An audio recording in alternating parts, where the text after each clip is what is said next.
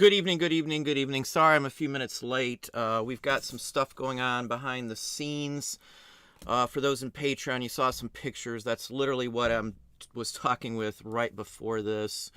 We are looking at some property, and I don't know if I should show this, but let's just, I don't know if you'll be able to see it.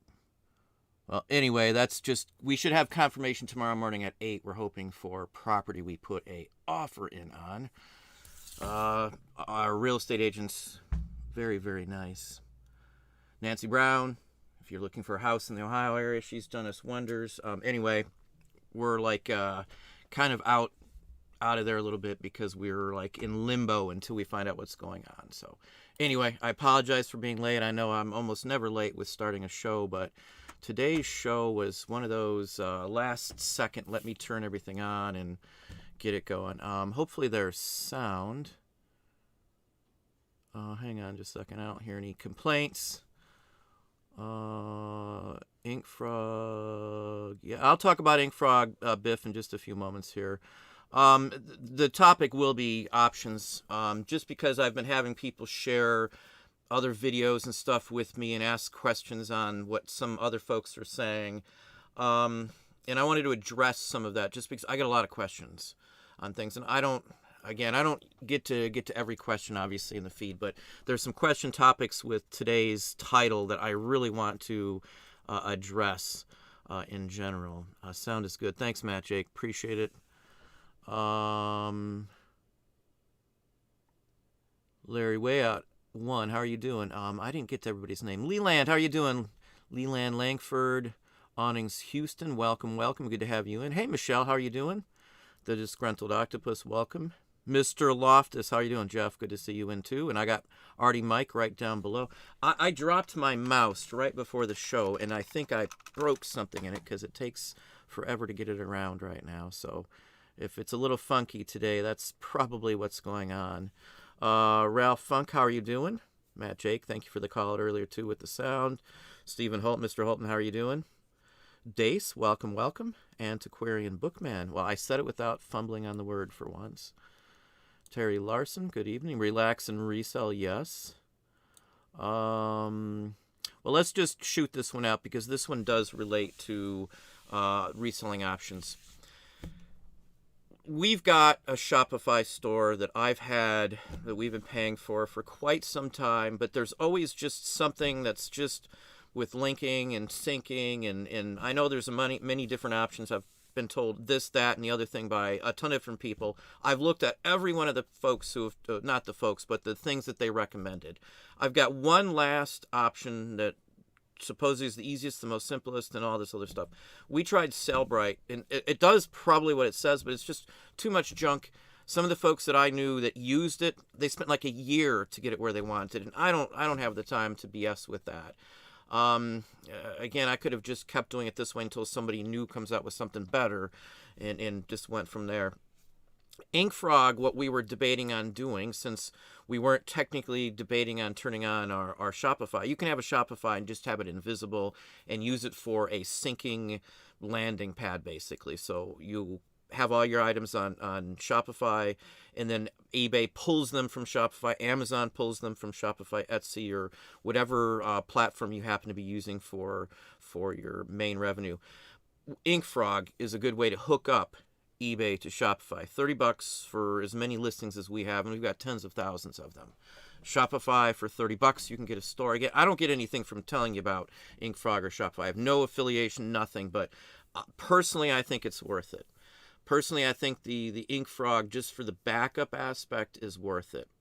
There's glitches, there's issues. Things don't transfer in when you import sometimes. You don't get all of the boxes. You have to have someone maybe write, a special one just for you and things like that. So there's more to it. The best factor, and we've been debating on it and keeping our personal stuff separate on our site through Shopify and then not going... Here's the catch. Amazon charges for a hookup with Shopify. You can still upload all your stuff to Shopify without being hooked up to Amazon. Again, it depends on how you have your setup. But Ink Frog, not only will it back up all of your listings on Ink Frog itself, But if you don't want to mess with Shopify, you can just hook up eBay straight through InkFrog to Amazon and just be done with it.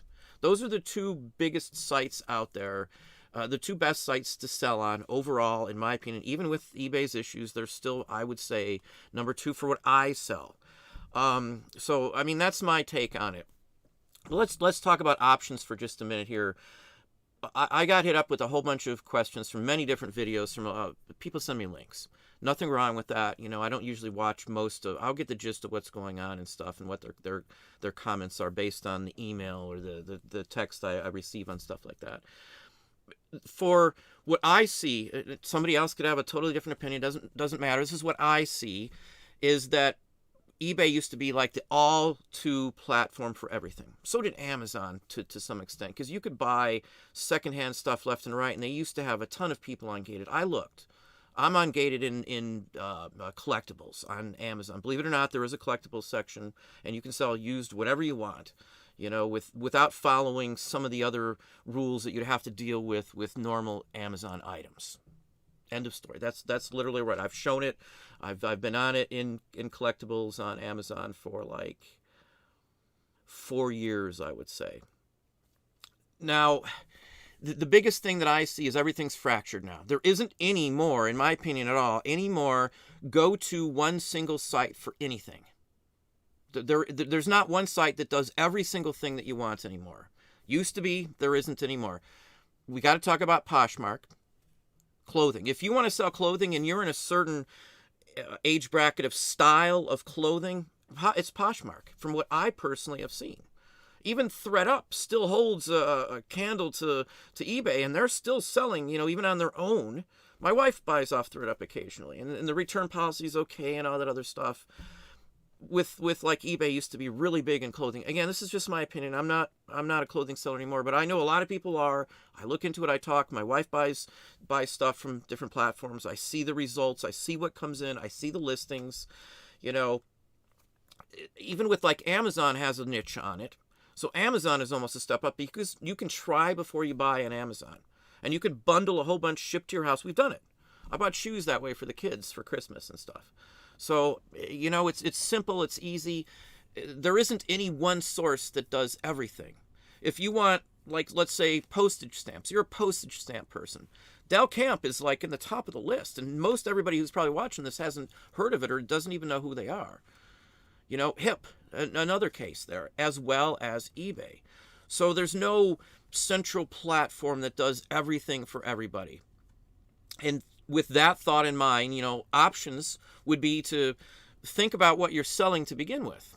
Certain items I would never attempt to list on certain platforms. We are going to try like 10,000 of our vintage listings on Mercari. Now, I've talked about why I haven't been on it before. Another YouTuber who I've talked to in private and stuff had her account locked, and they locked her money and all kinds of stuff right after she opened it. So I was hesitant.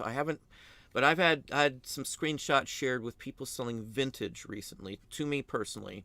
And the screenshots were of their sales. So I'm going to try it. I'm going to see what happens. Doesn't work, it doesn't work. I'm going to lose a few bucks to import or something, and that's about it. So, you know, for my overall thought in it, I'm going to give it a shot. We're on multiple platforms, and I think once you've been established, once you know how the platform works, once you've started to get your routine down, once you've got your setup, once you've got taxes, you know, you've gone through a year or so of reselling, start to branch off. Again, I only say that because if a lot of people get frustrated if they do two things at once. Starting off, it's hard to learn eBay coming in and not knowing anything about secondhand stuff or anything else like that. You know, I've done it my whole life. My mom used to garage sale when I was like 7. So I was drug along for you know, years of my life. Nothing wrong. I don't have a problem with wearing a used shirt. I don't have a problem with wearing a used belt or a collectible or whatever. Who cares? It doesn't matter to me. Again, if you're just getting into it and you want to learn a second one, Amazon would obviously, in my opinion, be the second choice. Unless, again, we're saying everything is now broken up so much. If you're selling collectibles, it may not be Amazon. It may be eBay and Etsy. So again, there's no one answer for anybody. And if another channel says this is what they've come to, that's what they've come to. Again, there's a million different versions, and there's no right or wrong answer for any of these questions in reselling. If I say something, people criticize me for saying that's all it is. And I'm telling you what I get out of something and what I do. We've got different setup, different ploy for anything we do than anybody else. And you do as well, whoever's out there watching this. You have a completely different round, a completely different setup than I do. You sell different things. I've got a 3X for most of the stuff, not everything. We have multiple stores, so they're not just one single revenue stream. I'm on YouTube and stuff too, so I've got other avenues. I do artwork and toys and postcards that I design the artwork. We have them custom printed and stuff like that. So I've got other things. So we've got little toys. I've got dioramas I've made. A lot of stuff. I do art. I was Disney artist for a while, so my hands are all over the place. If I wasn't doing all of this stuff, my revenue stream would be different. So again, don't look at any YouTuber specifically and say, hey, this, say, hey, that. They're in a different boat than you. I'm in a different boat than any other YouTuber, and I'm in a different boat than anybody else out there. It's not a better boat. It's not a worse boat. It's just we're all in a different situation. And my honest opinion is try what you're comfortable with. Again, like I tried promoted listings again for the second run of it, and I'm not using it. We're not going to get back into that, but the point is I tried it just to give it the benefit of the doubt. I've tried everything on eBay, everything on Amazon, including paying for promoted on Amazon, which works far better than eBay's setup. We've done the promotions on several other platforms. Hip, for one, they've got a promotional package. I've used it before. We've got some decent results. They send out, company-wide newsletters to everybody who's into those genres and stuff. Again, I've tried whatever's out there. And if it doesn't work for me, even if 100 other people say it works for them, well, that's fine. It doesn't work for me. I'm going to try something else. So just because it works for you and stuff doesn't mean it's going to work for your friend over here who's trying to get some help. There's no guarantees. Everybody's different. The writing of a title on eBay, everybody takes a semi-different approach. There's people I still see trying to type in sentences for the title. So again, it's your level, what you think is important in there. And what one person may think is important isn't as important as they think it is in title-wise, keyword, SEO, and stuff. So being on different sites, broadcasting out, right titles and all that stuff, I think are key because, again, I've thought about this long and hard because this is what I do. The majority of our income comes from reselling in general, the vast majority. I keep thinking about, eBay is going after high dollar stuff, $5 trade or $500 or $5,000 trade cards, $5,000 purses, $5,000 shoes, and that's that sort of thing. Baseball cards and comic books and stuff, collectibles. It's a more niche, narrowed market of what they're mostly advertising for. I know they have eBay Motors, and hang on just a second. I know they have eBay Motors and the whole works. So, I mean, it's not just one avenue, but I don't see anything for advertisements on like from eBay Motors or anything else. Somebody else tells me it's on the radar all the time. We've got XM, and these days I hardly even drive. I don't even have to worry about too much these days. But, so again, there's a ton of options, but they're not just eBay and that's it. Or not just Amazon and that's it. Even if some other person is doing that and saying that's the best for them, that's great that it works for whoever else it is. But don't count your chickens before they're hatched, your eggs before they're hatched, and don't put all your eggs in the same basket. I'm telling you straight out. There's recently where YouTubers have been shut down on this platform or that platform and things like that. Don't ever count on something. I always think the worst, and then when it doesn't happen, I feel so much better and relieved, and things are better off. So, I never assume anything's going to go the right way because, again, I'd rather be excited and not have to be disappointed at the end of the day. Again, I guess that's a mental, personal preference, just like setting goals and stuff like that, having a vision for it. The people say corporate vision, and they've got a statement on every corporation site, but I get that. I don't believe most of the corporations when they say this vision, but I got a vision of what we want. It's not being a millionaire. It's just having what I think is great for the rest of my life and not having to worry about the crap that goes around with it. So again, everybody has a different opinion, a different reason for doing this. I like this. It's not just the money, because I wouldn't be keeping stuff or mounting collectibles on the walls or have my own cabinets full of collectibles if I didn't like them. So for me, it's the best of both worlds. A semi old style hobby that I used to have has turned into a full-fledged, business and stuff. Anyway, I know that's long about way biff bofo, but I think that's a big ordeal on there. Now, the last part on here, after eBay has been losing people's drafts this week, I'm scared of catastrophe. I've had that people hit me up on that just this week. I probably had about 25 plus people ask me on that. I've stated this for 3+ years, they lose drafts. I have not used a draft in at least, I can't tell you the last time I had a draft, but it's at least 3 or 4 years ago. And I've been saying that forever. Don't use eBay's drafts. I know people say build up drafts and stuff. I just list it. Just list it. If I've got the time, I'm going to list 50 today. And if I don't list any tomorrow, it's not going to crush my sales. People are so every single day list, every single day list. If you got real good items and you list every single day, yeah, you're probably going to sell some good stuff that day, but only because you're listing new items, and maybe you'll get some secondary, impulse purchases when they're checking out and they see one of your other items. Great, perfect, nothing wrong with that. But I don't worry. Nothing's set in stone. I don't worry if I don't list one day or 2 days. I just list more the day before. Just so my quantity at the end of the month or the end of the week is going up, a couple hundred at a time. I'd like to gain at least 800 to 1,000 listings over and above what sold a month would be ideal. It doesn't always happen because you got other stores. You can't just do one all the time and all that kind of stuff. So, again, the drafts I never use. I could care less what anybody else says. It's fine if it works for them. I'm not criticizing and saying don't do that, but I don't do drafts because we had them lost 3+ years ago, and I've just never went back, and I never see the need to do it. So I just never went back and checked them again. I hear it all the time, though, since 3 years ago plus, that it's been happening. Now it must be happening a lot more to a lot more people for it to get out, because I've been hearing it for years.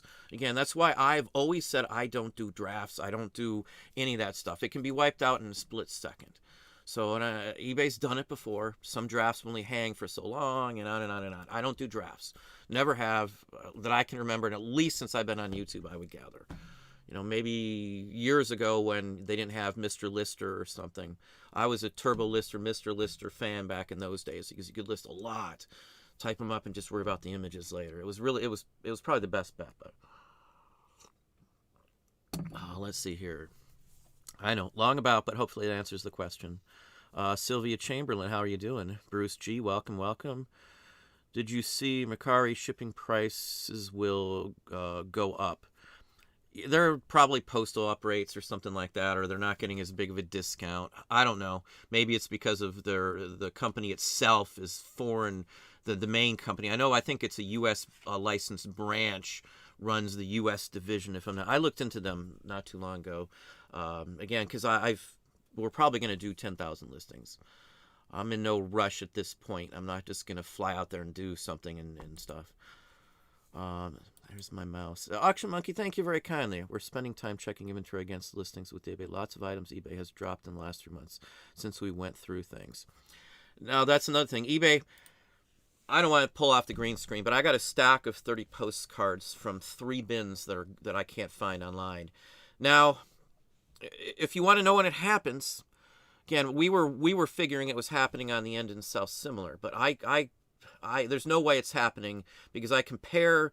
I've got 2 windows open when I'm doing end and sell similar. The left window is always the same. It's always the listing page, the listing tab of active listings. The right tab window that's opened is my another listings, but it's opened up with the unsold, or what is it? I think it says unsold on the I use unsold, the unsold tab on the left. And I literally check the totals before I end a bunch. I end 200 at a time. I check the totals. 200 ends. They show up in my unsold list. And then from there, when I relist them, I can go back and make sure that the numbers match afterwards. If not, I can instantly know before I delete them. And if that ever does happen where there's a discrepancy, it's either 2 things that you can do to fix that discrepancy. One of those is if you do like zero quantity like me, you can go back in because it's not going to show up your solds if they're out of stock as a relist option. So let's say I ended 200. I come back over to the unsold section, and I'm going to sell them similar. It may only say 197 because the other 3 may have been sold the way I do it. I don't know how everybody else has their setup, but that's how I do it. So I'm very careful. yesterday or the day before, I think it was 2 days ago when I did end in self-similar. I thought for a second I deleted it, but I forgot that eBay took a second to reload the numbers, and I thought, oh, what happened? What'd I do? It's the first time I got worried that I lost 200 listings, but didn't happen, so I was fine. But that's one thing, that it ends them off like that if you're running zero quantity. And what's the eBay technically on the auto relist, it still says it on the user agreement if I'm not mistaken, but last time I looked it said that they would relist them so many times and then after that they wouldn't be auto relisted. You might not have caught that if you're not keeping track of your numbers, so they may be hanging somewhere, and if you don't go back and look, they could be hanging and getting ready to drop to like an archive or something where they're unaccessible. So they only stay, just like if you sell a bunch of items in the same day, you can combine 30 days worth of purchases, 31 days, and it locks you out and you can't combine them anymore. There's things like that, like if you haven't touched a listing that they ended because they relisted it a dozen times or whatever the number was on the user agreement, it's possible that stuff like that may be happening. Maybe they're deeming, it's been relisted and stuff like that. Amazon does that occasionally to us too. We had something ended the other day on Amazon. Again, those are the only things that I can think of on something like that. Again, thank you very, very kindly for that super chat, Auction Monkey. I do honestly appreciate that. Let me get back down to where we were because my feed's really messed up right now. Hang on just a second. I think I'm almost... There we are. Bruce... Okay. Larry Way Out 1. Yes, we already got that. Jackie Jack Enterprises. Welcome, welcome. Pollution's Inchworm. Welcome. I've already said if he wants to reach out to me and discuss what I personally heard, he can email me anytime he wants. Hot Idea, welcome, welcome. Edinburgh, Pennsylvania, welcome, welcome. Hey, Mr. Hale, how are you doing? I did, I posted a couple questions he had for me on that Lincoln image, so just check back on there tonight. I will be back in there tomorrow. Everything's caught up in Patreon, too. Video went up yesterday. If you haven't seen that video, it's my favorite day of the year, just over a week ago. My favorite day of the year for reselling and art and ideas just passed. It happens once a year, and there's a lot of opportunity for those. If you're in my YouTube membership too, the video was up yesterday, or actually real early this morning. I couldn't get it to post last night. It was done the same time as the Patreon, but it went up. At least I'm 99% sure I posted it. I'll have to double check. We've been busy with stuff going on, but anyway, there is a video up there. I would recommend watching it. I won't go into details on here, but I would recommend watching it. Raining here in Southern Carolina. Our community is safe. Yeah, I haven't watched the news in, I don't know, days, honestly. It's been raining here forever, it seems like. We had snow. We're supposed to get freezing tonight and then possibly of 2 inches of snow by the weekend. Debbie Cerulli Chapman, how are you doing? Relax and resell. I never allow international returns, but eBay must have made an update and forced me into offering returns internationally through their new GSP program. No option to opt out.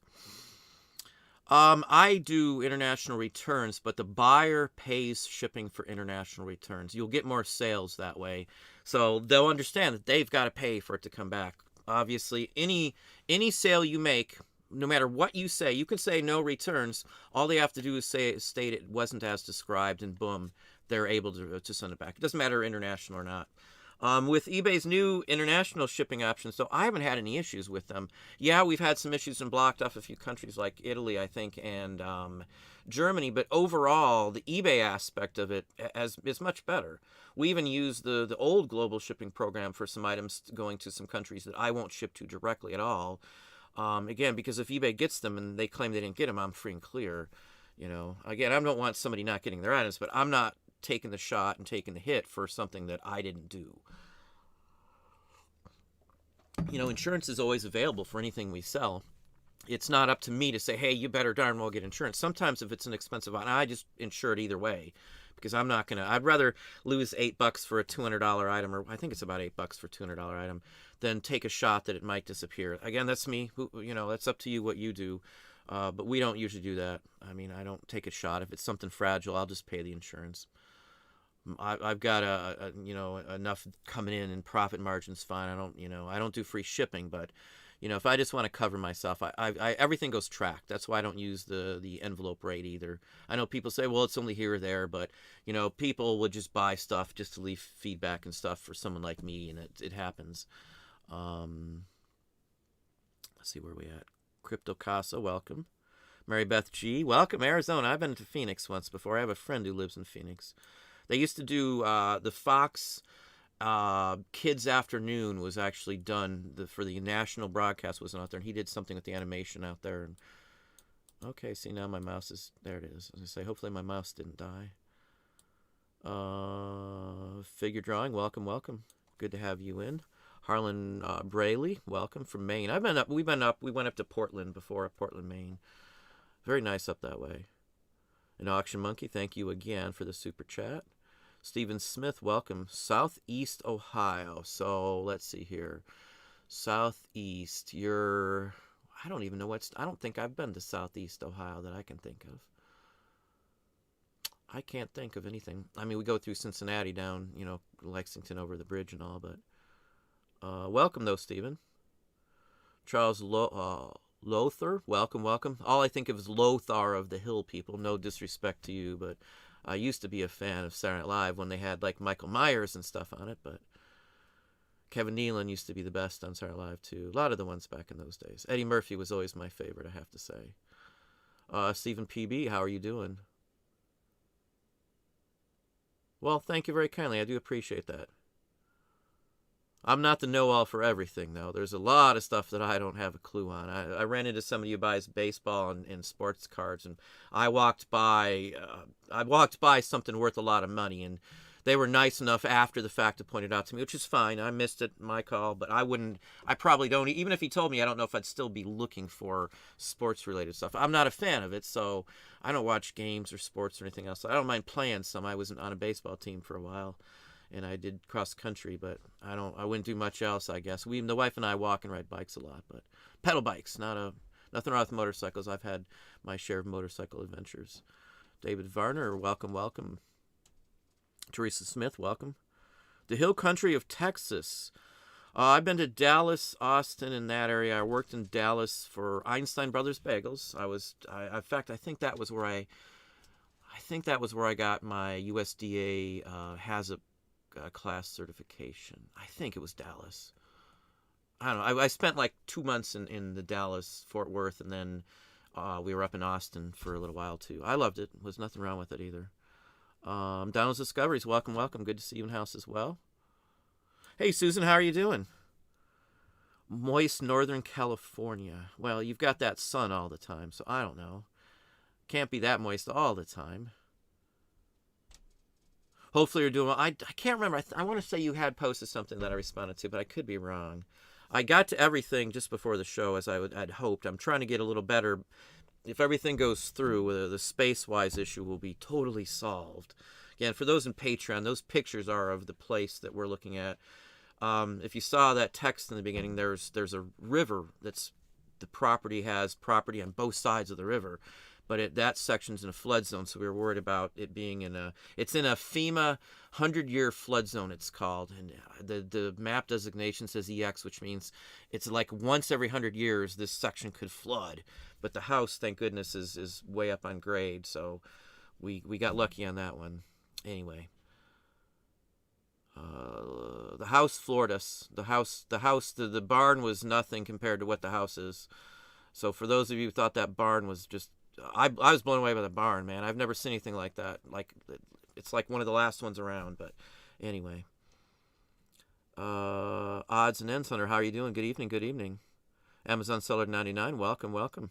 Hey, Marty, Jiminy Flip It in-house, I see. Good to see you, Marty. Hopefully everything's going well on your end. I know you are feeling better. Morris C. Happy 2023. I did a show last week. I was trying to think about what the date was. When I do this, I totally slips my mind on dates and stuff like that. I got a notice, my phone these days. I had to set phone notices because I've got a lot going on, and I don't know if everybody else is, but sometimes it's the day of the week really is irrelevant to this type of business because who cares? I can do anything any day of the week. So for me, 9 to 5 is nothing, and Monday through Friday work. Who cares? I've worked weekends. When me and my wife used to work together, and we worked at Disney. I was a manager too and stuff. I was fine taking off the weekdays off because I could go, thrift storing. I could go, sourcing, even if we weren't sourcing technically, and more stuff was open and less people were out. So we've got to a habit of working on the weekends and not worrying about any of that kind of stuff. I don't know about everybody else, but that's me. I've never worried about that. Let's see here. Dawn, how you doing, Dawn? Right? Welcome. The designer store more. I started on Del Camp because of you. Hopefully that's doing well. You're saying thanks. So hopefully you got something out of it. You can sell anything on Del Camp. It's not a U.S. site. Don't get me wrong. There are some drawbacks and some issues. But overall, I'm pretty happy with the site. I'll have to say. And again, I get people saying, well, you're not going to make a living doing it or selling on that site. You don't have to make a living selling on any site. What you do is you've got a bunch of different revenue streams and you make it combined. When I'm looking at my numbers, I'm not looking at these days just at eBay. How much do I got coming in from eBay? Because at the end of the day, it all flows on a P&L sheet, a breakdown on an Excel. And at the end of the day, it shows me this is my revenue for the day. That's what matters. That's why I don't look at watchers unless I can send an offer to them. And I don't look at views ever. I don't look at, any of the conversion sheets or rates that eBay has out there, or Amazon, or any of the sites. I don't look at any of that stuff. I'm confident in the items. I'm comfortable with old school reselling, like the old school antique store type of reselling business where, that's it just has to take the right person. And I'm comfortable enough with the routine amount of sales that we have that I know the stuff comes in. The more I list, the more I sell. I know we talked about that. So if I list 50 one day and I don't list any the other day, and as long as I'm making up for a difference, as long as you set yourself every day, I want to list 25, whatever it is, 25 items is good for a lot of people. I like to list, dollar-wise, $450 to $500 worth an hour. Whatever that equates to, that's my goal per hour. Again, you've got to equate to, I've got 3x equated in there sometimes, so I'd rather have $700, $800 per hour. Again, list price. And that's my goals. I don't have the same goals as everybody else. I don't have the same worrisome aspect on this or that because my business is different than yours. So again, the options, I use all the options. I've tried any kind of option I can think about to get my business, where I want it to be. And that's the point. You've got a lot of options. With all those options, don't just pinhole yourself into one single spot. You're going to find out if you do this long enough that some things sell better on other sites. Clothing may be Poshmark where you list it. NOS, resellables, wholesale, retail arbitrage, Amazon, 100%. Don't go anywhere else with it unless you can't sell it on Amazon. And then it's eBay. Collectibles, eBay, Etsy, Ruby Lane, stay away from there. Bonanza, I don't know where they fall into here anymore because I just, no one really has great sales. A couple items, if you import a whole bunch, I know it's free. You might get a couple sales, but you got to learn, there's a learning curve a little bit, and you got to figure out shipping and stuff. And is it worth spending 10 hours of time for one sale a month for $20? I don't know. Maybe it is for some folks. I say it's this, that, and the other to get a bunch of different sales, but $20 to me, I turn stuff down all the time over, even sometimes only a $5 difference. So the $20, I don't know. That's just me. I know I'm rambling. Robert hates murder. Imagine listening to Nurse Flipper advice. She sells there again, by the way. Yeah, I know.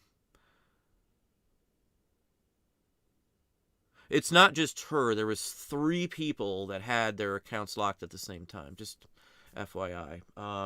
Again, so I look at that. I pay attention. When somebody shows me screenshots of stuff shut down and no response and stuff, I'm hesitant. But I did look into why, and several other people told me the same thing.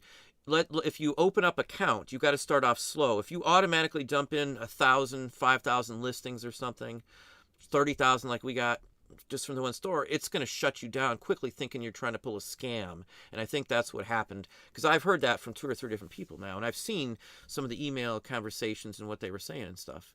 You know, I have to take, some word into what I saw in the conversation. So anyway, that's my take on it. No disrespect to Nurse Flip or anything. Each their own and all that. I would, again, we're gonna give it a try. If we do get locked, I'll give them the benefit of the doubt that they are worried. Not many people probably. They might not be used to people auto importing, 10,000 at a time or something. So who knows? I know with like Shopify, we got an error notice because it took, the first time we imported 30,000 listings, it took 26 hours to import our listings. 26, nonstop, 26 hours to get all those listings imported because of the speed and all that stuff. And that was one of the best. We paid some good money to have it imported back then, the first time we did it. So anyway. Don Riot. Yeah, somebody else told me he was using. I've had a Del Camp account for 8 years or something like that. Maybe it's been a long time, I should say. Let's see here. Robert Charles Manson, doing fine. Thanks for asking. Just eagerly watching the phone in case for some reason the folks who own the house, it's an inheritance, and anyway, they live in 2 different time zones, so they have to get together at the same. Anyway. Yeah, here's Stephen again. We've had no issues with Del Camp. It's just like HIP. We sold $52 on HIP yesterday. Just to give you an idea, it was a couple items. It wasn't anything super spectacular. But you add that up over a month, we've sold thousands of dollars worth of inventory at a decent price on HIP. And basically, some of the items actually have sold for more on HIP than they have on eBay, truthfully. The only thing is their sync issue isn't all quite. Sometimes there's some issues or bounces, but usually I just end the sync, resync it, and if there's anything, I just drop them an email, and in a day it's fixed. So, yeah, there's some issues with it, but I have the same fiasco sometimes with eBay, even Etsy, even Amazon. What did Amazon do the other day to us? I've had 3 issues with Amazon recently. I got a notice. It was, I can't remember. I want to say it was a Disney record. No, it wasn't a Disney. It was a Glenn Miller record, and it was a Disney titled song. And I used the word Disney. And you may be violating, copyright and all that's trademark regulations, blah, blah, blah. We've suspended the listings. And it was a couple of them. Anyway, it was just a matter of removing a word, and I just edited the listing, and off they went. They all have their issues. I'll just say that. Stephen knows his stamps. Another stamp guy. I love stamps. I've got a massive assortment. We've got a bank security box with just stamps in it. So that gives you an idea. I've been buying stamps for probably 40 years, to be honest with you. I was doing them in Boy Scouts, and I was the merit badge counselor for stamps when I was an adult, when I turned 18. A lot of people still push the use of commas or other separators in Etsy titles to make the titles more readable. I don't put characters in it intentionally, unless like it's doctor. Sometimes I'll put the dot, or if it's like a button or an advertising card and it's like A dot or A period, H period, and then Thornbird or something for a name. I always use them when it's required like that. I know people say don't ever put them in there, don't ever put them in there, or like like a hyphen or something in a name. Sometimes I do. It depends on how it shows up. I'll test this. I'll search for it with the hyphen or without and see which one gives me the best results. That's just me. I don't know about everybody else, but you can test stuff out. You can even do a trending search on Google Trending and see what hot keywords are going out there too. Which one trends higher? Again, because 35-40% of some people's sales comes from a Chrome search or something. Just from a web, just a random web search. So if you're using words the trend, you have a better chance in getting a higher percentage of people popping in without a high bounce rate or anything else like that.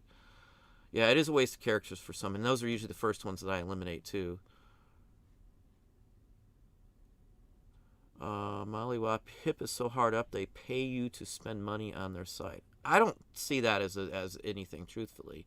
eBay, they'll give out coupons paid for by them. But eBay does the same thing. It's an advertising ploy.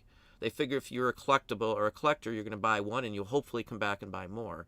It's just like an introductory offer or something like that. eBay did it for everything we sell, for quite some time until they went over to managed payments. That's when they dropped it. eBay used to do that. eBay would say, save such and such, here's a coupon, but it wasn't coming out of my money. It was coming out of eBay's just to drum up the sale, because if they invest $4 or give you $10 for free, you buy a $40 item, they're making a percentage off of that. So for them, it can be a win-win for the most part. Hopefully they drum up a new business and stuff. My hip sales have been fairly steady. It's not like every single day I sell a whole bunch of stuff, but it's enough to well make it worth the while. It's an extra couple $100 out of nowhere a week sometimes. Sometimes it's even more than that. I know of people who have sold $500 in a day or $1,000 in postcards in one single day when they just listed some. In that case, they were Santa Clauses. Holler out to who I'm talking about if you're in the feed tonight, but no names. So, there's people who do good. It's just like Del Camp, same basic principle. Etsy, it's the same thing. Etsy has done promotions. They've done coupons in the past and stuff.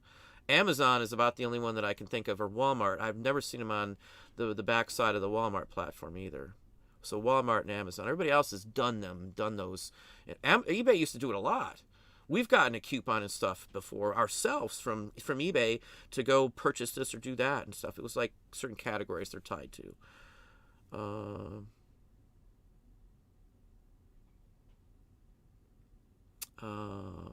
Done right. Yeah, I hear you on the pipes too. I've seen people use those occasionally. I just put the words in there. I don't care what it sounds like. I don't care how it looks. As long as the most important keywords are all the way to the left in your title.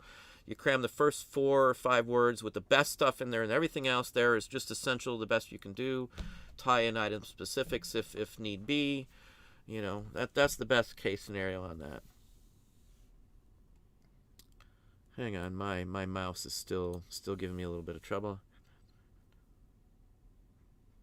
Well, thanks you. Hopefully, I don't know if you're talking about me, Donald's Discoveries, but hopefully we're talking about the same philosophies.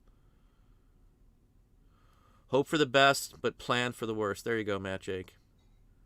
Yeah, I'm always terrible. Hit the like button if you're enjoying the conversation. We're just over 204 in-house, and I've got 72 thumbs up. So again, I'm terrible on that kind of stuff. Thanks, Mr. Loftus.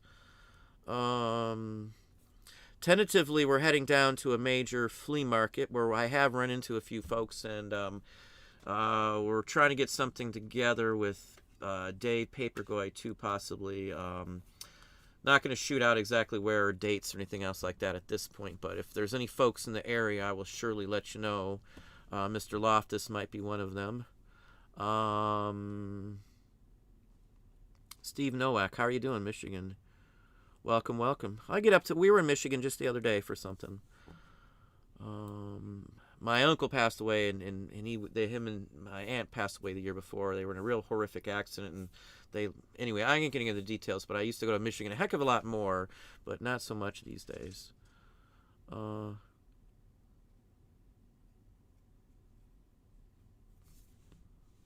on, let's pop on down here.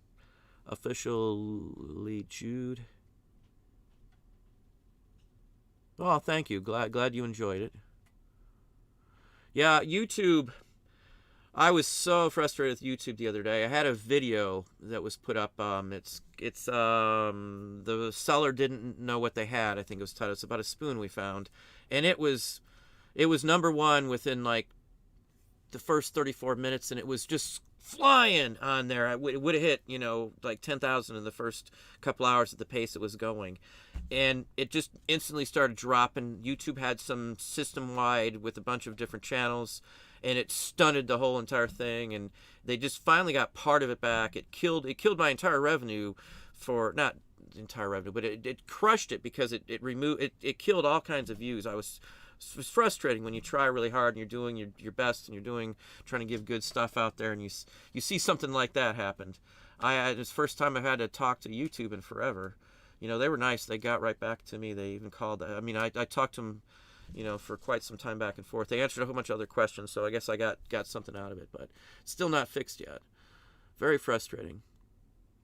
they don't show videos, certain channel videos. It's like they rotate, viewership from one area to another one, and you see really crap content getting a ton of views, and you're like, oh my god, how can that be? They're not showing you anything. You're not. If I watch something, to be honest with you, I don't watch anything unless I'm learning something. There's some other YouTubers. I caught a little bit of Million Dollar Peddlers the other day. I saw Marty. I checked in on one of Marty's, but the chat was going and he was doing something. And anyway, long story short, I try to learn something. If I'm going to watch something, I'm going to watch something and then I'm going to learn something truthfully. Anyway, I know I'm rambling again. Let me pop. Hang on, I'm trying to get down without messing up.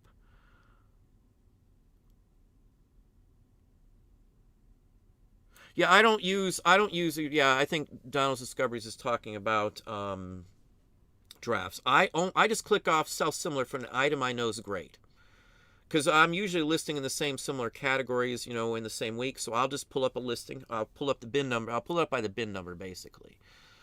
So if I listed, what did I list? I listed 5S.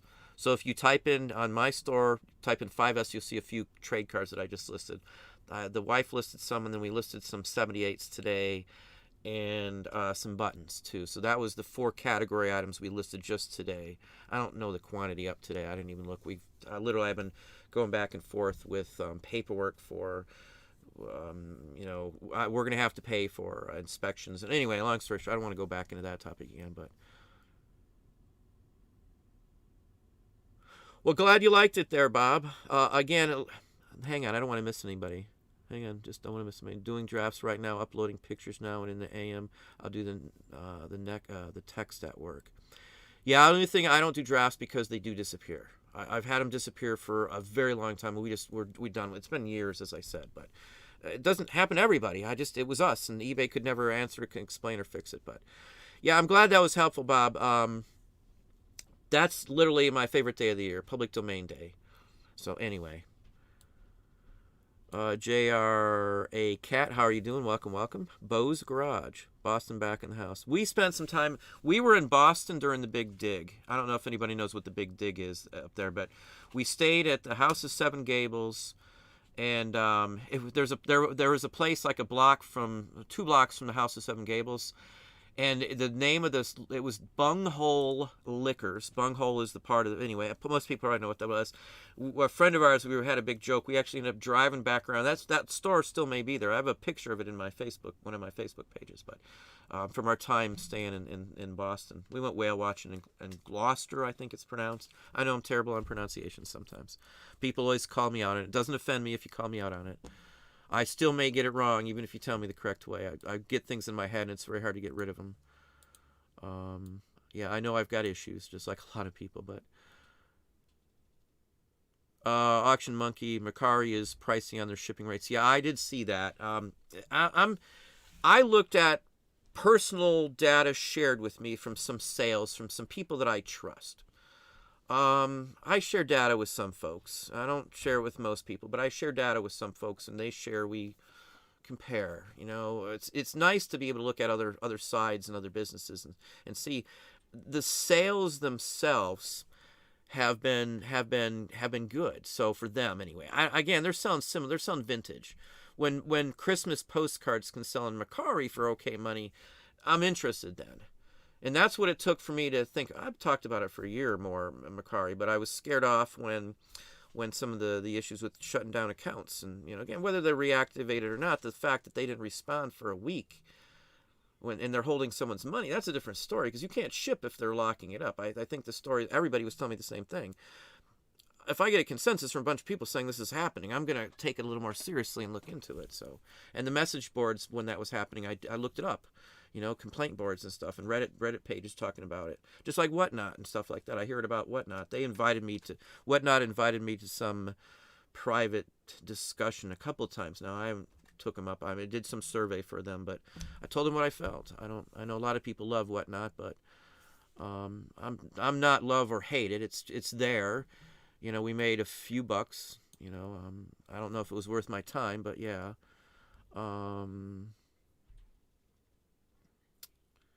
Jay Frost, welcome. Cheers back at you. Or see, that's what I do too for some stuff. I start the bunch of drafts with photos, etc., from my computer and do the titles and isolator from an iPad on the couch. I see. Again, whatever works, that works fine for Dawn. That's perfect. You get a routine, it works for you. That's great. For me, I can't sit in front of a TV. I'm too distracted in my vision with one eye. If I've got problems, if those don't know, I've got issue with double vision in one eye. So if, let's say, I'm looking at something and the TV's off to the side, one eye has issues like most of the time, the other one doesn't, and I get dizzy and nauseous. I can't do that. I've tried that.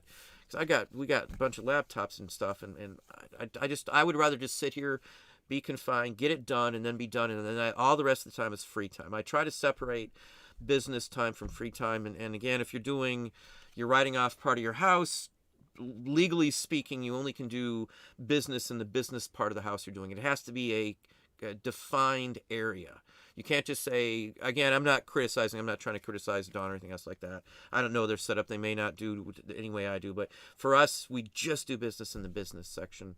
The wife hates, I should say too, when I take business stuff and like we've bought some massive purchases and it's taken up the whole kitchen table, living room floor, all the furniture, up and down 2 flights of steps, and there's just so much stuff sometimes because you have to go through it before you decide it's going into this building or storage, or it goes down in a shelf, or it goes over here on the future stacks, or goes down the hall in another shelf or something. Anyway, yeah, I know I'm rambling. Hang on, I think it's locked up again. There we go again. Hang on, I know where I'm at though this time.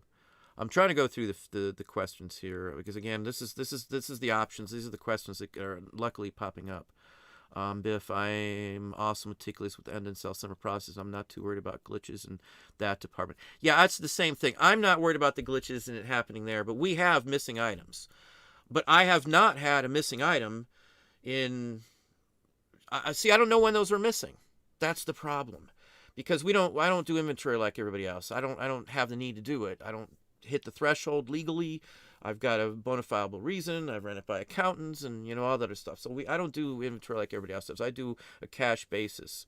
We buy something, it's an immediate expense for the entire purchase into my expense column for inventory. So I didn't see, but I can tell you for sure since October of the year before, there's nothing disappearing at all because I do a running tally every single day of the week. I know how many listings I have, down to the single listing. And if they list, I know how many they list. And those numbers better match at the end of the day. And if not, I'm going to try and figure out what's going on. But I haven't had to do it. So, I don't know when the last time you've done it. It may have been, at the update time, October. They lost them in June once where they lost tons and tons of photos. And I think that's where some of our listings went astray. I've made mistakes, I'm sure, and accidentally deleted a few listings here or there myself a few years back. To be honest with you, I messed up. That's been quite a while back. But again, it was my fault, Anyway. One other thing, too, if you're ending and selling similar and it says one listing had an error, fix it right away. Or if you're going into, you just clicked sell similar and your 200 listings open up in the sell similar tab up there, and it says problem with some listings, you can still continue. I never continue. I hit cancel and I hit, delete the draft or whatever it says. And then I start all over again with all of those listings. Don't ever just do partial, because then what you'll have to do to get those missing listings back is you'll have to do self-similar anyway, and it'll give you an error out for all of the ones that are duplicates. So if 197 of them are duplicates, you'll have to go through that whole process just to do those 3 extra listings. So every time it says server issue or whatever thing else, and all my listings don't instantly pop up into the self-similar pop-up window, I cancel it out, as I said, and then just go back and redo those self-similar. I delete the rest, don't start from where I left off, just all new ones. That's the best way. Don't screw around with it. Don't give it a chance to wig out. I do know there is one issue that glitches out that I'm okay with, that other people have had issues with as well. When you end in self-similar and you've got offers pending, or you sent an offer out, or you've got a sale running, not all the time, but sometimes there'll be a glitch in how it relists the items with the listing policies, your business policies. So what you'll see in business policies, we check them now like at the end of the month, I think is usually what we do. It's written down somewhere there. But so you'll have an issue where eBay will create a copy And sometimes I've seen 2 and 3 copies of the same my default policy, my default shipping policy. It'll create a copy when there's a an issue between like it restarting because there may have been an offer you send out or something screwy like that. So don't worry when you see a copy of one of your policies, and it's always shipping. I've never seen any other policy ever copied other than shipping. So again, that's the only other glitch I've ever seen from ending and selling similar. Some folks have said that if you're running a sale and you end and sell similar, it doesn't turn the sale price into the list price. It has for us on 2 occasions. I did contact eBay. They reported it. I haven't. I wait till my sales are done before I end and sell similar these days, just because I don't any opportunity for there to be a glitch or some problem in the matrix. I'm going to go ahead and alleviate that just for less frustration, in my personal opinion. That's me. If it works for you, that's fine. If it doesn't work for you, don't do it that way. It's your own call on that. Again, there's things that people do that I would never think would work and would never recommend doing, but it works for them. You know, it doesn't work for a bunch of other people, but there's things that people have figured out an inside way, or they've got a better source than anybody else in the world for certain items. You know, so again, reselling options, there's a ton of them. You've got to use as many as needed. You can't just rely on the one. It's not that way anymore. I think the 2 or 3 years ago, it ended the day of one platform ruling them all. You know, that there is no option for one single platform to definitively, that's all you should deal with. And I would say these days, compared to just a couple years ago, 65-70% probably of everybody I talk to personally has a second selling platform. You know, it's just the way it is. Again, if Poshmark, I would always recommend it. We've tried it. Nothing wrong with it. I don't like the sharing, and I don't like all that stuff. I hate clothing, so nothing wrong with it. It works fine, and if you're into that thing, it's a great business. There's people that they make all their money. There's people that make a couple $100,000 selling on Poshmark, from what I have been told, in some images shared. I can't confirm that, but you know, that's pretty darn good for one platform. You know, that's not bad. You know, there's people the same thing. They just sell in Del Camps, or they sell in Hip with postcards or comics or stuff. You've got to go where the clientele goes. You know, I know people sell and make a lot and do bunches on whatnot, but for me, it's a lot of work and a lot of straight time where I could have listed a whole bunch of items. You know, if the last whatnot I did was, I think I did it for 3 hours. It took an hour to set up, 20 minutes to get everything else, you know, arranged, to figure out what we were going to do. Maybe even some more. So it was probably like 5 hours just to get it run. And then it was a lot of cheaper items and not as much combining as I was hoping. And then it took another 2.5 hours or more to ship it out. And at the end of the day, when I weighed in, you know, labor, having an employee, and then having, you know, my time invested, I was making almost nothing. You know, again, it's not always that way. The stuff that seems to sell in there is more tied to Funkos and comics and card breaks and Magic the Gathering, or Chumley selling Pokemon. I did see him on there the other day from Pawn Stars or whatever it is, but more power to him. You know, works for them, that's fine, but it's just not my bag, as Austin Powers would say, I guess. Again, my personal thought on that. Nothing wrong if you're making good money with it, go with it. There's people that are making more money on Whatnot versus eBay. There's people that are making more on Poshmark versus eBay. There's people that had more in sales in December on Mercari than they did on eBay, and they had the same items. You know, again, there's so many different factors with the eBay aspect of it. It's not cut and dry. There's no stamped in red, this is the way it's done, this is how you do it for every store. I get asked a lot, especially like Patreon or something. You know, what about this? What about that? It depends on you specifically, your store, your items, your abilities, your skills at keywords, your knowledge, and what the best keywords are. A lot of times, just a keyword, I can get something sold in someone's store almost assuredly, just out of a couple dozen items. I could say, hey, fix this, this, or that, and you get a couple sales. And not because I'm Superman or I know anything. I've just done it so long. And I know the keywords for certain items. Certain items I don't know the keywords for. I wouldn't know who a popular baseball player was. Nolan Ryan was one that I used to follow. Justice. with different sports. Magic Johnson was there. Shaq, when I lived in Orlando, I knew who he was. We got to go down once to see a game part of it. I didn't see the whole thing because I'm not a big fan of it, but again, it was something neat. I've been to a couple sports collectibles shows where they're signing autographs only for the autograph aspect for somebody, but you know, I don't know some certain things. Go with what you know. Go with what works for you. Let's see here. Where are we at?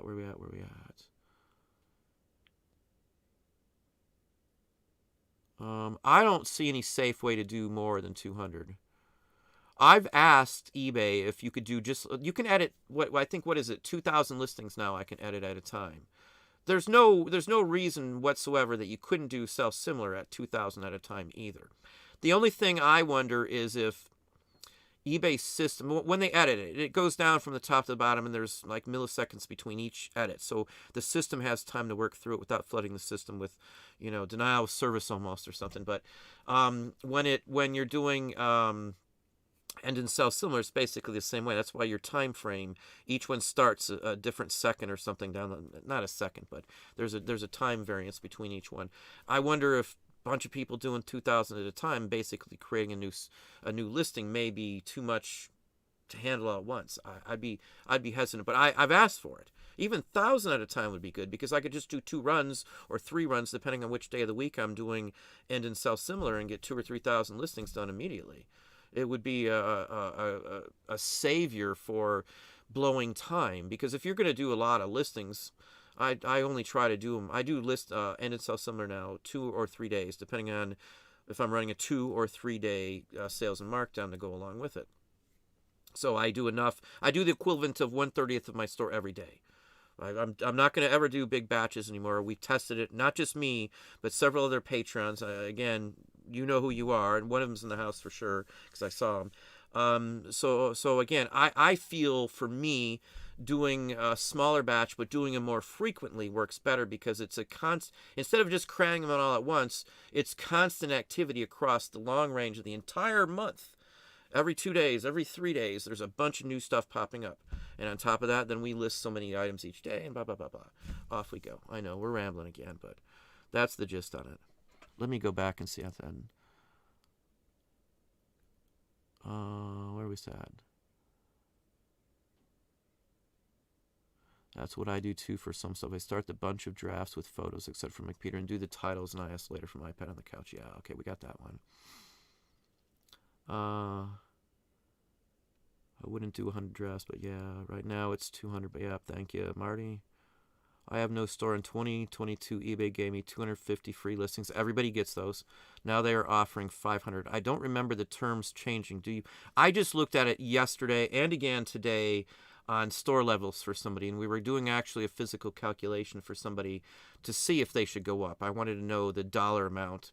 You pay for the monthly service, and you're paying for the listings just at a reduced amount. So you've got to weigh the options where it comes out where it's cheaper to get the next level store, because you've got so many listings that the per item listing amount is too expensive.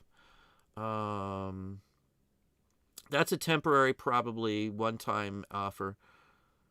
It has not changed as of yet. I can promise you, because I just looked at it. In fact, it's in a video from yesterday. I think I have a video up from yesterday on that. I don't know which video went up yesterday. I think it was store. Should you have a store in 2023? I think that's the one. Let's see here. Yeah, if drafts works for you, fine. I'm not gonna ever lose any more by having drafts.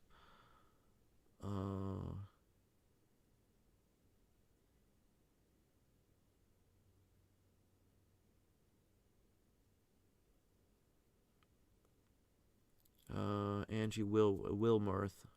I am going through yard sale withdrawals because of this weather. Yeah, we haven't had them around here in a long time. Morris, see, have I moved adult material to another site? To be honest with you, I meant to bring it last time I went down to that big, huge flea market. I met Dave at a flea market, a $1 Million Peddler paper guy, and I was going to sell him it if he wanted it, but I've got a bunch here. I ended up just selling it to somebody that I know, and I still got a box sitting over here somewhere. Well, Somewhere there's a box of hundreds of them. I'll probably just hang on until next time I run into somebody like Dave or something if he wants it. There is a way to sell it. Some of it can be sold on Amazon. I've talked to Chuck and Dave about that. He does sell some. Some mild ones can still be sold on eBay. Mags is about all I've ever sold, honestly, in those areas. There's a few other items here or there, but nothing wrong with it, in my opinion, selling them. There is somebody who has a site. I mean, Chuck could probably, $1 Million Peddlers, Chuck could probably blow anybody else away with that type of material in quantity for sale and stuff like that. I know he gets away with selling some on Amazon, believe it or not. So anyway, I've talked to him about that before. I was very interested. We did a private chat, me, Dave, and Chuck. Anyway.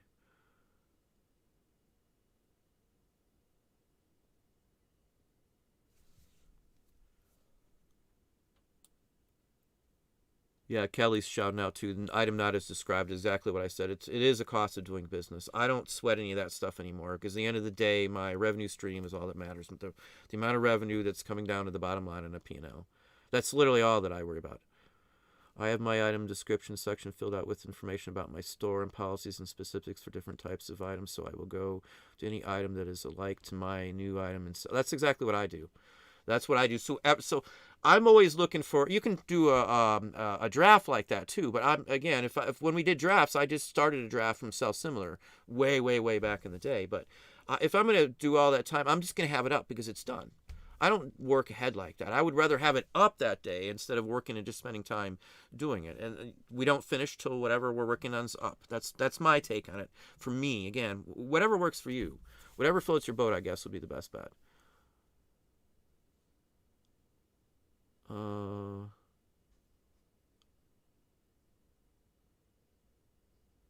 Print ads do okay. I sell print ads a couple times a week, but I don't have many up anymore these days. I've got so many that we could go through and just list. I get bored messing with the same stuff. I don't know about everybody else, but we've got a lot of different stuff. And backstock wise, I can swap off to a different thing anytime I want, mostly. I get bored with something, so we haven't listed print ads. I'll get in a little groove and I want to cut up or do some print ads just to try something different, and so I'll list a bunch. You know, what if I'm going to list something, I list a bunch all together.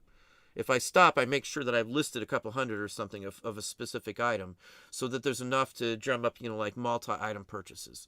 I try to list like-to-like type of. I think the last group of print ads I listed were from medical journals, maybe. Maybe I did a video about that, if I'm not mistaken, for Patreon. And I think we've sold like $108, if I remember right, on that one of the list. And it was like an hour's worth of work or something. Not even that, I don't think. And I did a video, so I was probably taking more time to do it. But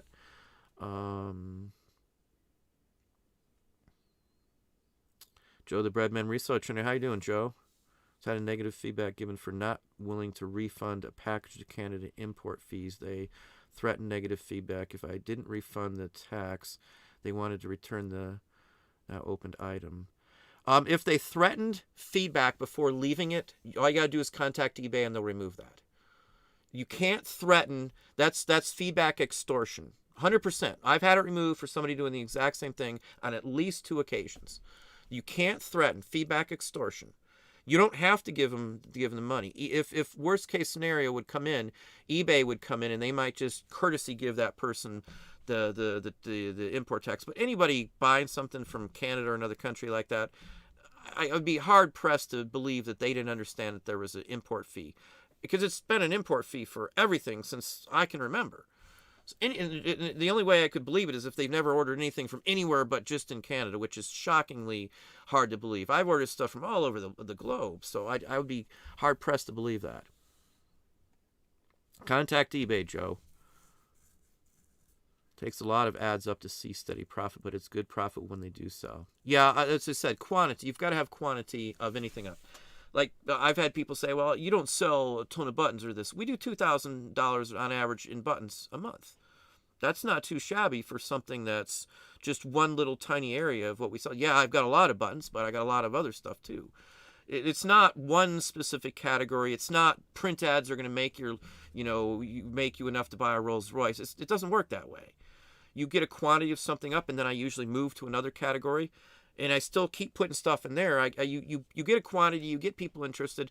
What you want to do in any niche you're doing You want to get the usual buyers to know who you are, and the only way to do that is to get quantity up. If there's 400 different print ad sellers, for an example, this is how I look at all this stuff, whatever category, because I kind of have an idea by looking at how many listings are up. You can look at, I've looked at my competitors. I always do that because it's the best way to know. So there's 400 print ad people selling print ads on there. If you're a small one and you only got a couple dozen up, they're looking at the people that have hundreds of them because they know that they know their stuff. They know what type of magazines they're from most of the time. They can give you a size is probably there. They know the better ones. They're listing the specific artist who did the artwork, or a specific tie in a World War I, World War II, or a car one, or like a Coke one, Coca-Cola one, or a soda one with like a actor in it, or like Tarzan for an example or something. It's that kind of thing. So I think you have to have, if you want to be in a niche, you have to have at least a certain percentage of quantity. Like buttons. You can't look at a uniform button page without seeing my stuff multiple times. And that's why we sell multiples to the same person. And many times they don't even know it's me. They're not looking at the vendor. They're looking at the item. So they might realize it later. Oh my gosh, I hear it all the time. I didn't realize I bought these both from you. Can you combine them? I hear that all the time. You know, and again, to combine, I just refund them the difference, keep the 30 cents processing fee, and off I go in shipping. That's it. And then you combine them at the end of the day in the bulk shipping option on eBay, or you can export them to pirate ship and then bulk them out that way too. Whichever way you want to do it, doesn't matter.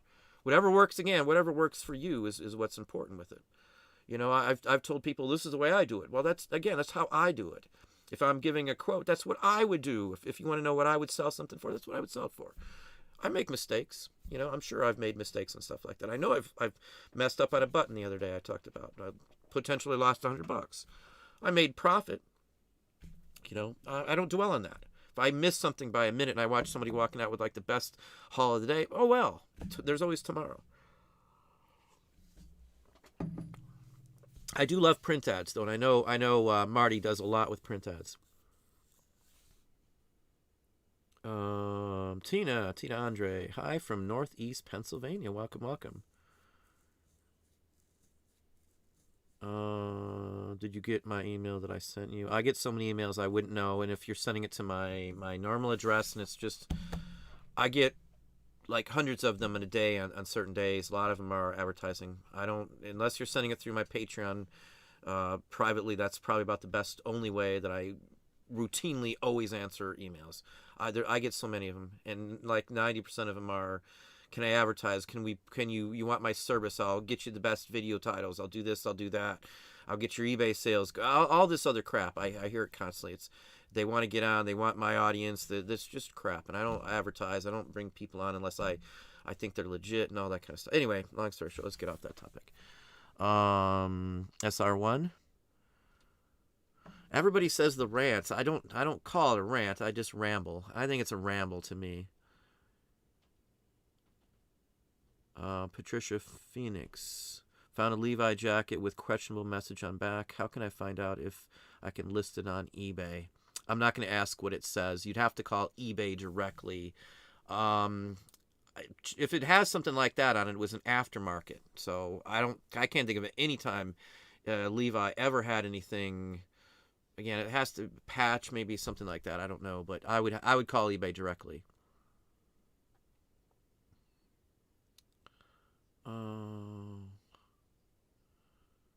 Salt Lick barbecue and Draftwood. I had barbecue chicken today, and in fact, I might have another one after the show. Dawn is in Canada. I'm in Canada. Whoever that was should know, or should have known they have had to pay import tax. It's just what I said. They have to know they had to pay them.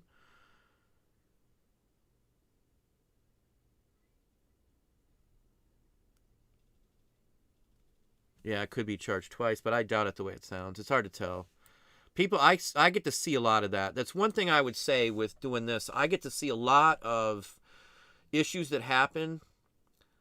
I get to see a lot of issues that happen, and I get to see the results and what eBay says and what eBay does from all kinds of sellers, which is kind of neat. That's one of the neatest part, just because then I can get a sense on overall how eBay deals with things. Maybe you get an answer from eBay, you may not think much, but when we hear the same similar responses from to 2 or 3 different people, or 10 or 15 in some cases.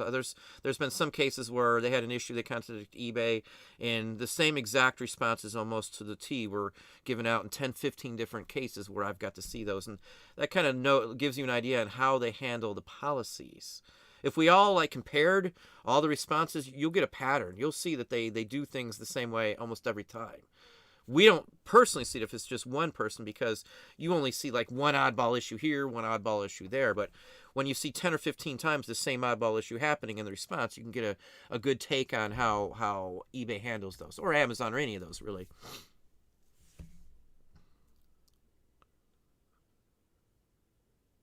Let's see here. Well, thank you, Michelle.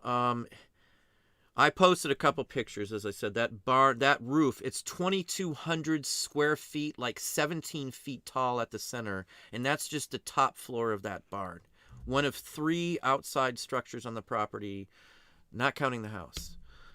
So I'm telling you, I'm sleeping with the phone in case it comes in the morning and I'm not up in time. Just we might have an answer at 8 a.m. in the morning, and I know the wife would probably be so happy she'd cry, because it's just what we were always, the fantasy place that we've always wanted. I mean, it's not anything modern. It's not some fancy anything. It's not.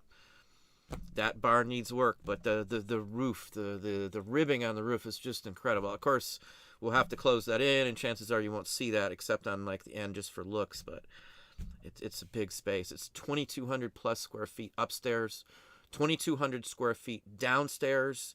Not counting that I could put a second story in the top floor, because it's 17 feet dead of center on there. Again, that's going to be our eBay building if we get it. Again, I'm crossing my fingers. Bank we're fine with. It's going to be whether they're going to accept the offer. We cleared the flood zone, the FEMA 100-year flood zone. We're not in it, thank goodness, because of the grade of the house is up higher than anyway. I might share a couple other pictures. We're gonna, if they accept it, we're going back out there tomorrow. I'll do some video. Just you got, man. The house. I wish it was like a shaky experience walking into the house on this property, and you'll see why if things go well. Anyway, we're floored by this. I wish I could just show it off here, but it's not ours. I don't want to be infringing on anybody else's. I hope they take the offer. I really hope they do. It needs work. It's just everything we wanted. It's not all brand new. I like old stuff. It's just what we want. I don't care if there's paint peeling. It's the old.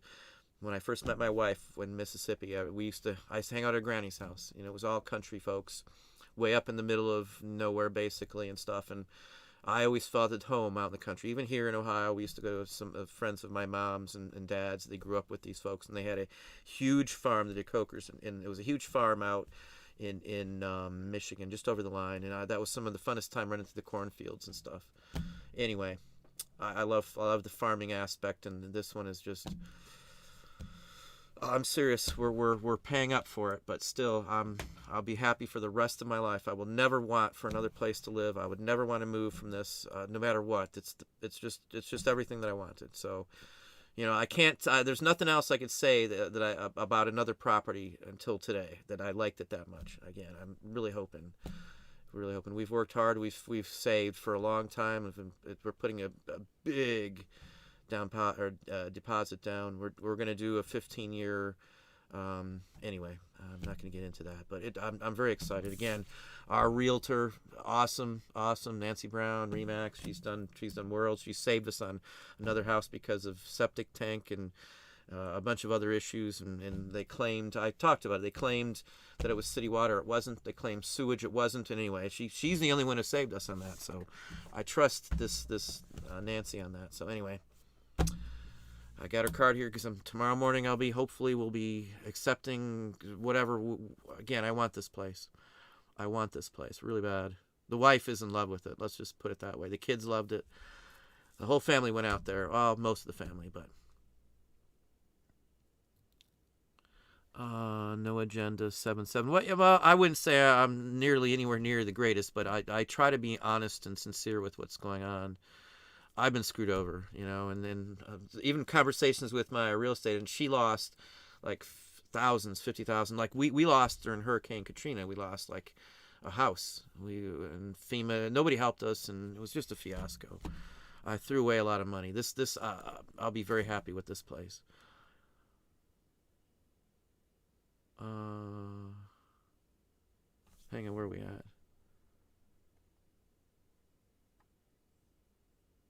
Uh, Hang on just a second here. That's a personal question. Blah blah blah. Try to get to just a couple more questions.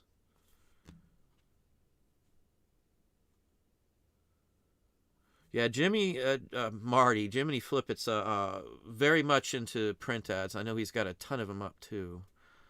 Uh, where are we at? Where are we at? Mint is nice because you mail 100% of the sale, or you make 100% of the sale. Let me slide down a little bit here. I don't know what I'm doing. I shipped tools to Greece, but customs kicked it back. Wasn't anything crazy, just hand tools. Yeah, some of the items there. I have an import export printed version of the post office's book. Somebody else had sent. What did I send? You can't send toys to Italy. You can't send like even a cigarette lighter, anything that's gun shaped. You can't send anywhere in Europe that I would recommend at all. Even if it's just a shape like it, even if it's not a gun, anything like that, a knife, a butter knife. I wouldn't even send a butter knife these days over to France or Germany either. I'm not shipping to Germany, but if you are, don't do any of those types of items. Yeah, there's a bunch of stuff you got to be very careful with. I know with Italy there is a very long list of stuff you can't ship there, but I haven't looked at Greece. Greece is right up in there too. I've seen that one too. Cindy Y, welcome. Yeah, hit the thumbs up again. I'm terrible on saying that. 174. Somebody else must have another show going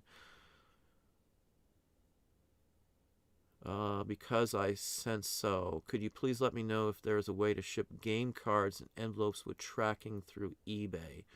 You're talking about like Magic the Gathering. You can do the card rate, I'm almost sure, for those.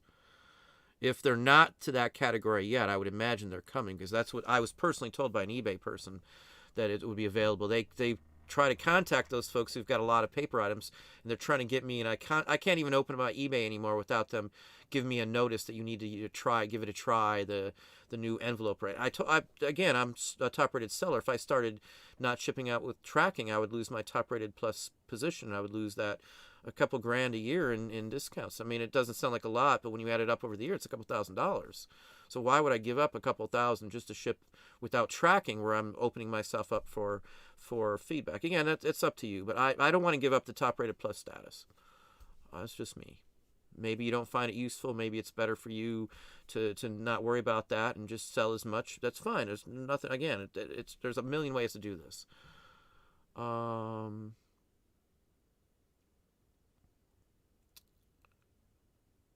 Have I ever made it to Kansas City? Phil Klein. Yes, I have. Once before, a long time ago traveling. We spent like an hour or two there. I think we ate lunch when I was a kid with my parents.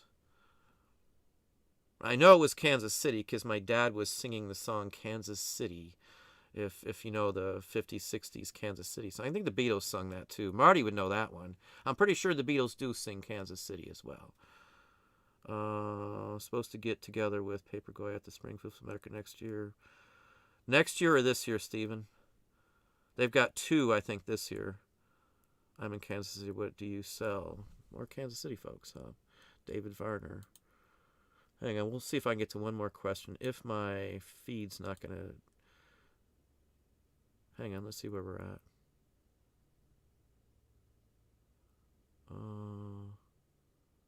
Hang on, where'd I go? I just saw something. What are your thoughts on whatnot? Yeah, I shouted out one dot earlier.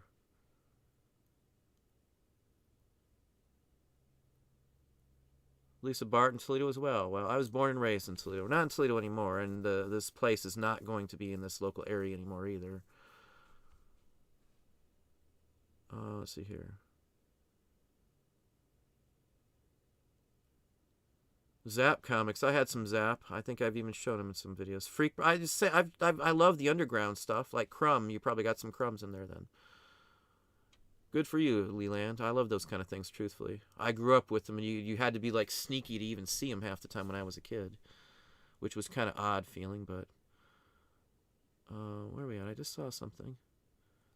Boost down. Let's see here. I live in Ohio still, but now south of Canton. Okay, I know where you're at. Then I'm not a fan of these live auctions, and I feel it hurts my sales. The stuff sold for far cheaper than I could get. I could get twice. So if everything I sold on Whatnot, I could get twice that bare bones minimum profit, and that was part of the issue. I know if you're selling cheaper stuff to blow it and get rid of it instead of just worrying about it, but I'd just rather drop it down at a local live auction, let them deal it, take their commission out. I don't ever have to see the stuff again. That's just me.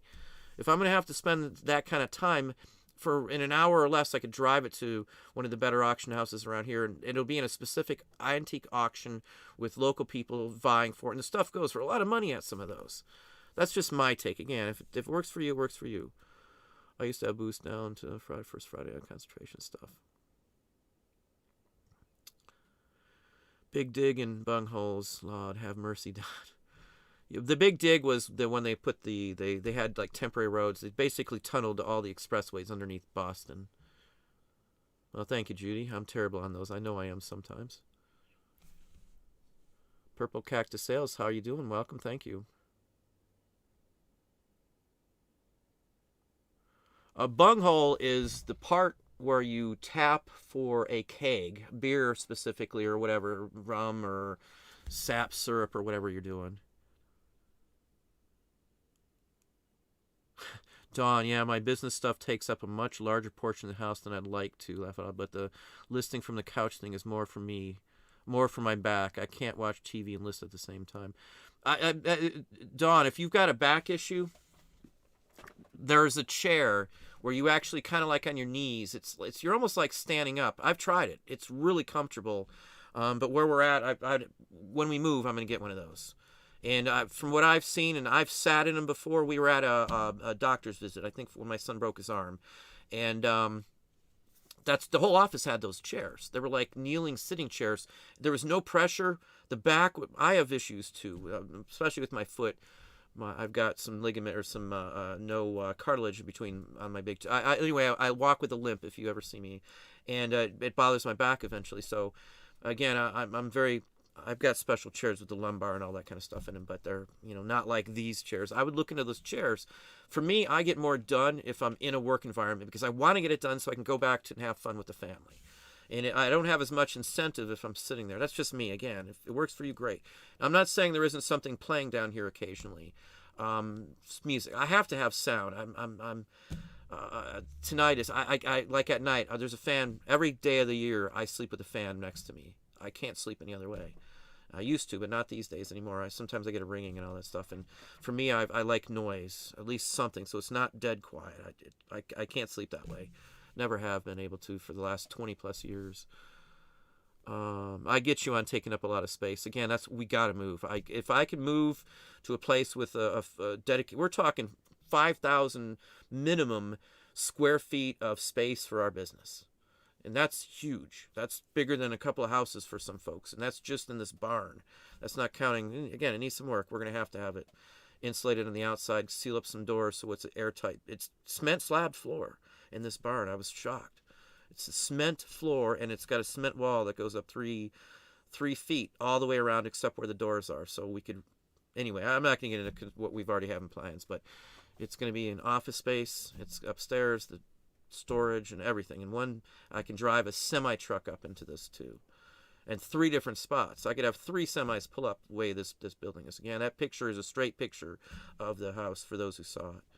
The barn, I should say. And it's the oldest barn of that type in the county or region. I can't remember what they said, but it's an awesome barn. I've always been a fan of barns. I've painted them before. Artwork.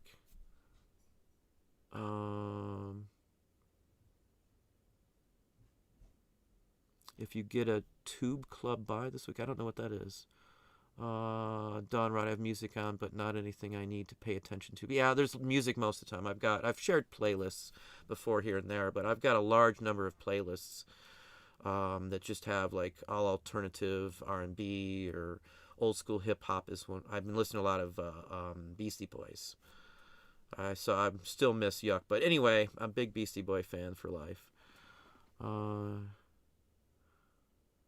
You be safe, Don. Thanks for coming in tonight. Love Thug, welcome, welcome. Is there a market for vintage antique bicycle parks? Huge market if it's old enough. Early Excelsior and stuff like that. I had just a nameplate off an Excelsior, and those are like $500 or $600 for a mint porcelain nameplate off the front section of the frame. Awesome stuff. I love all this stuff. I very rarely run into early wooden wheel stuff, but those are the ones you want. Yeah, there's a big market for some of that. Yeah, I'm over my time limit here. I try to do the hour and a half, so my time's not crammed in front of the screen too much. AEIOU from eBay, welcome, welcome. I haven't caught a live in a while, always good. Well, thank you for coming in. Yeah, big bucks in old bike parks. Definitely, definitely, definitely. Well, we're going to end it off here. Hopefully you got something out of the conversation. I got to a bunch of feedbacks, probably about 70 or questions, probably about 70% of them. Again, I've already responded to Patreon.